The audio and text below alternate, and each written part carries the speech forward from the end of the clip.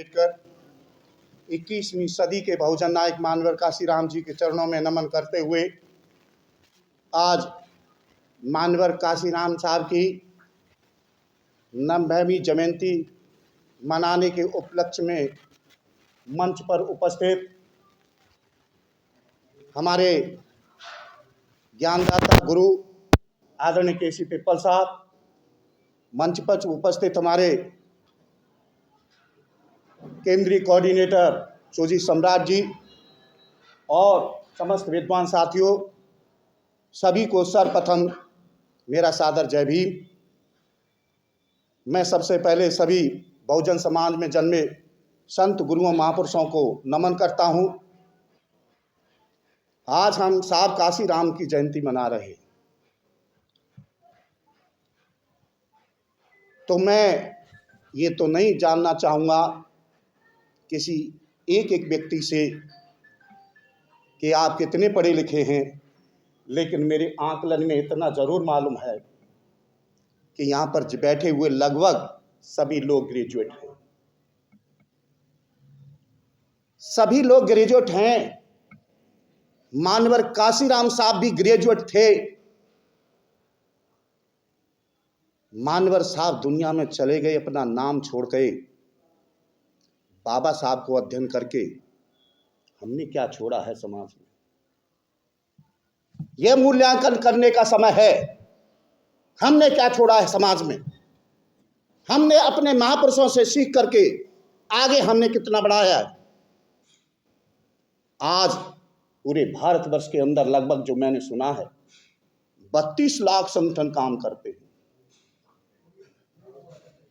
32 लाख संगठन काम करते हैं। वो बात बाबा साहब की करते हैं, ज्योतिबा फुले की, चाहे जिसकी करते हैं, केवल सुनाने के लिए करते हैं, अपने आप में आत्मसात करने के लिए नहीं करते, अपने में धारण करने के लिए नहीं करते। क्योंकि जैसे टीचर हूं मैं, मुझे पुस्तक दे दी, मेरा काम पढ़ाना है, पढ़ा दिया, उसको समझा दिया, बस मेरी तनख्वाह पूरी। उसके बाद में बच्चा जो जाने जो काम करे। मैं एक उदाहरण देना चाहता हूं।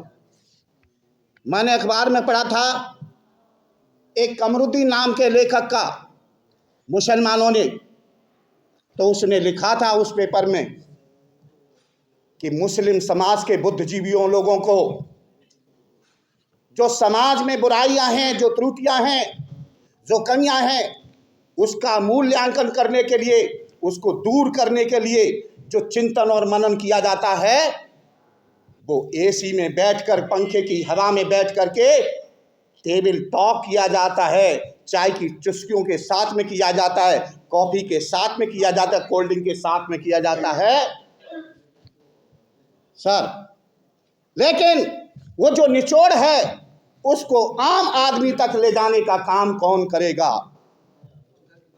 उन्होंने कहा कि इस बुद्धिजीवी वर्ग को अपने समाज को सुधारने की जो जरूरत है, जो बातें बताने की जरूरत है, वो यहाँ पर चाय की चुस्कियों के साथ में नहीं, उसे झुग्गी और झोंपड़ी में भी जाना पड़ेगा, गांव में भी जाना पड़ेगा। बात हम आरएसएस की करते हैं तो उसकी ये भी देखना होगा कि शाखा दिल्ली में भी चलती है तो शाखा गांव में भी चलती है। उसका कार्यकर्ता शहर में भी जाता है तो उसका कार्यकर्ता गांव में भी जाता है। लेकिन हम कोट और पैंट टाई पहन करके हम तो केवल और केवल लक्ष्य यहाँ पर। और एक और बात बताना चाहता हूं, मैं किसी के लिए नहीं कह रहा हूं। उर्मिलेश का नाम सुना होगा आपने, पत्रकार हैं। उस पत्रकार ने भी ये टिप्पणी की, उनकी पत्रिकाएं चलती हैं, उनका हर व्यक्ति समाज में जाकर के काम करता है।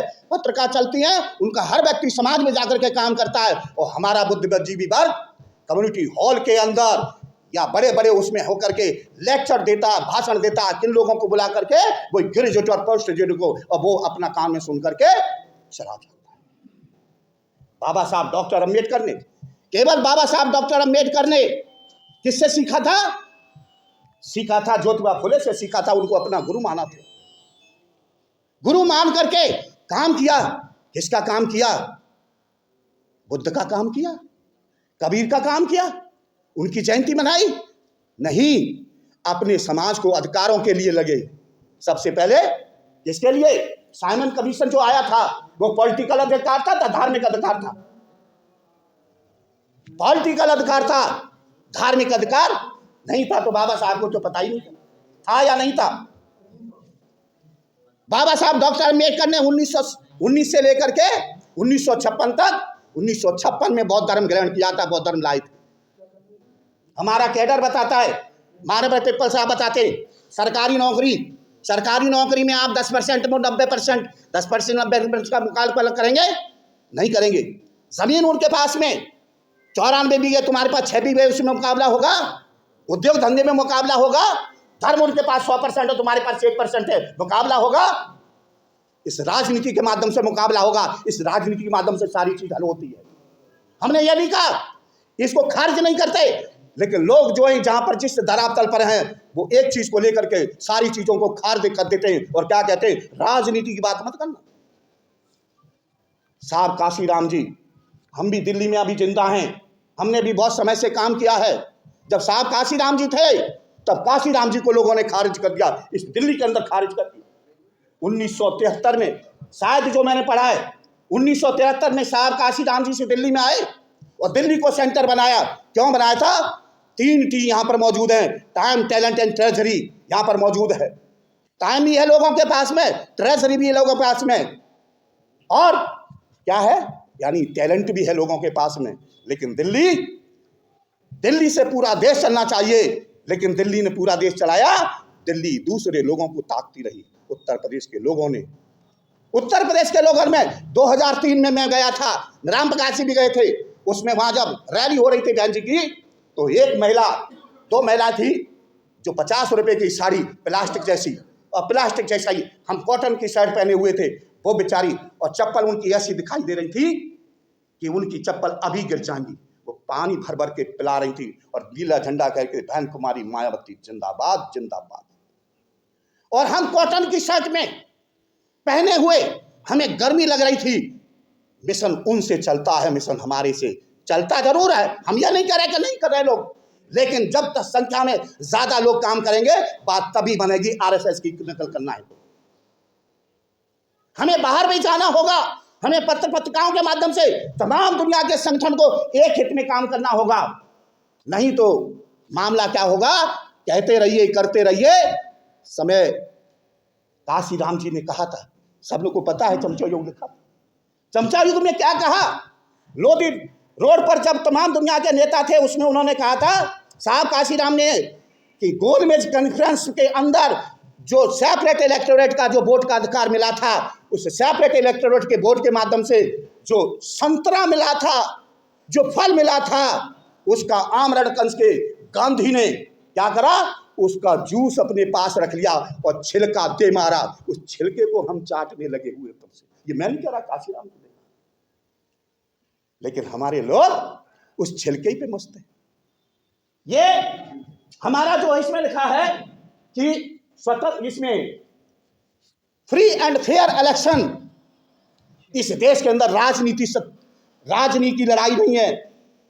राजनीति की लड़ाई होती तो इश्यू बेस्ड राजनीति होती, राजनीति की लड़ाई होती तो इश्यू बेस्ड लड़ाई होती। या राजनीति की लड़ाई नहीं है, राजनीति के विचारधारा की लड़ाई। एक तरफ वो अम्बेडकरवादी विचारधारा है जो इस देश के अंदर समता स्वतंत्रता बंद चाहती है, जो इस देश के अंदर बहुत सारी आबादी है जो स्वाभिमान सम्मान के साथ में जीना चाहती है, वो अपने आप को भी इंसान मान करके जीना चाहती है। और एक वो आबादी है जो इस देश के अंदर उन्हें वही व्यवस्था लागू रखना चाहती है, सारे अधिकार हमारे पास में, तुम लोगों को तो मत गुलामी का अधिकार है, तुम्हें सेवा करने का अधिकार है। मैं नहीं कह रहा हूं, एक वीडियो वायरल हुआ था हरियाणा की जाटनी का, उसको दिल लेना सुना होगा बहुत सारे। कहने का मेरा मतलब है फ्री और फेयर इलेक्शन नहीं होगा। कब तक नहीं होगा? जब तक democracy demand the democracy in the society, democracy demand the democracy in the society, जब तक समाज के अंदर समानता नहीं है। बाबा साहब डॉक्टर अम्बेडकर ने क्या कहा था? लोग कहते हैं 10 साल के लिए आरक्षण दिया, 10 साल के लिए आरक्षण, पॉलिटिकल आरक्षण दिया था, लेकिन अंटिल और unless democracy must be among the society, समाज के अंदर डेमोक्रेसी हो जानी चाहिए। तो डेमोक्रेसी है नहीं है, इसलिए चूंकि उनकी संख्या ज्यादा है, चूंकि उनकी क्या है? संख्या ज्यादा है, आपकी संख्या कम है, उनकी संख्या कम है, इनकी संख्या हमारी, यानी हम संख्या के आधार पर अगर जागरूक हो जाएं तो सत्ता हासिल कर लेंगे। इसलिए तीनों M muscle power, money power और माइंड पावर। माइंड पावर का मतलब मीडिया उनकी बात करता है, तुम्हारी बात नहीं करता, चाहे अब हो चाहे पहले भी हो। ये बाबा साहब डॉक्टर अम्बेडकर ने कहा। माफिया यानी मसल पावर वाला जो छत्री वगैरह है, मैं बताने की जरूरत है, वो भी डंडा लेकर के हमारे को धमकाता। क्यों? मैं जेवर में मैं चुनाव प्रचार के लिए गया था, एक वाल्मीकि समाज के आदमी के पास में बैठा था, उसको माल में गालियां दे रहा था माँ बहन की। उन्होंने कहा साले वोट डालने जाना वहां पर, ये कैसा समझा रहे हैं वोट डालने जा रहा। बूढ़े आदमी और 60 साल के आदमी को वो 45 का आदमी गाली दे रहा था, क्या वो वोट डालेगा आपको? तो मसल पावर का इस्तेमाल होता है, क्योंकि उनकी संख्या कम है तो इसके माध्यम से ले रहा है। और उसके बाद में मीडिया में हम जो बहुत सारी खबरें हैं, वो तो डर गया, वो मर गया, वो झुक गया, वो बिक गया, वो सब क्या है? वो तुमको गुमराह करने के कहीं अल्पसंख्यक के बहुसंख्यक हो जाएं, इनको सारी चीज समझ में नहीं आ जानी चाहिए। इसलिए वो तुम्हारे को प्रिंट मीडिया और इलेक्ट्रॉनिक मीडिया वो अपनी बात पर उतारा जाता है और उसी के ज्ञान के आधार पर हम अपना मूल्यांकन करते रहते हैं। हम कोई नेता नहीं है, हम तो चिंतक हैं। हमने आप लोगों से सीखा है और सिखाने का काम करते हैं, यही हमारा काम है। और हमें अगर वास्तव में अपने महापुरुषों का सम्मान करते हैं या करते रहना चाहते हैं तो हमें उनकी सीखी हुई बातों को जनता के बीच में आगे बढ़ाते रहना चाहिए, निस्वार्थ भाव से। हमें कोई लालच नहीं है, क्यों कि हम लाभार्थी वर्ग हैं। हम क्या हैं?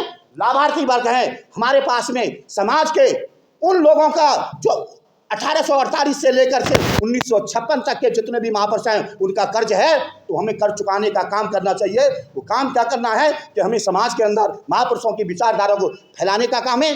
धर्म का भी हमें काम करना है। मैं ये नहीं कह रहा हूँ धर्म को खत्म करना है, धर्म हमें शिक्षा देता है, अंधविश्वास से मुक्ति दिलाता है, लेकिन राजनीति के अंदर भी हमें जागरूक होना पड़ेगा, क्योंकि राजनीति भी हमें प्रभावित करती है। वरना तो सर साथियों, कार वहाँ गुजर गया गुबार देखते रहे, कार वहाँ गुजर गया गुबारते रहे।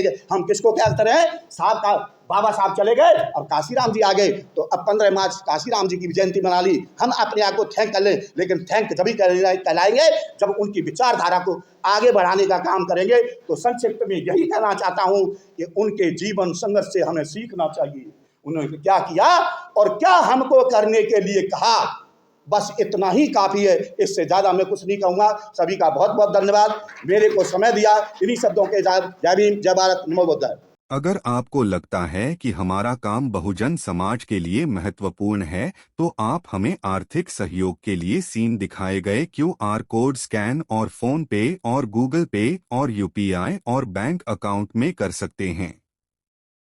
फोन पे, गूगल पे 9250529129, UPI 9250529129 bank account state bank of India AC 104299462008, IFSC code SBIN 00066563। आपका छोटा से छोटा सहयोग समाज और हमें और मजबूत करेगा, जिससे हमें बहुजन पत्रकारिता में और निष्पक्ष बनाने में मजबूत करेगा। जय भीम, जय भारत।